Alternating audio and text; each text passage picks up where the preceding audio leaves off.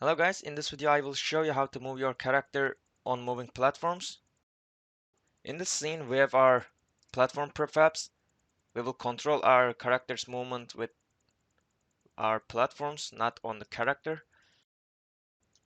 Our character have a character controller component. It's just default settings, and we have a player controller script. You can get this on YouTube videos. Then we have our platforms. As you can see, there is a mesh, a start point. You can just move it, and an end point. The platforms are taken from a YouTube video. I will give you the link in the description, so go check this guy out. He's a great YouTuber. Our platforms has two colliders. One is a box collider where we trigger our character, and one is a mesh collider where we stand on. How do we stand on our character? And here's our script. So in the script, the top part is from the YouTube video. The last part is where we on trigger enter and on trigger stay. This is our part.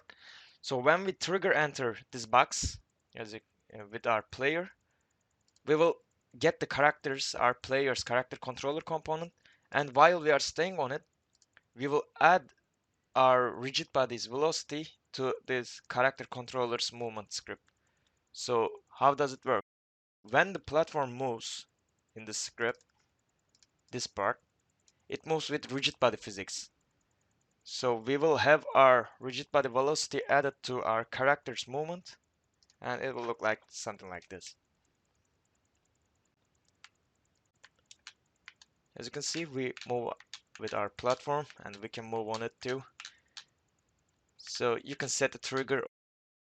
It's up to your decision. Because our rigid body is kinematic, when we stay under the platform, let me show what happens. It will just go through our character. Wait. See? If we close our trigger, uncheck the trigger collider, this is what will happen normally. Not this one, sorry, this one. We won't move with our platform, as you can see. It will just stay, but when we open it, we will move with it. This is the tutorial, guys. Thank you guys for checking my video. See you guys on the next one.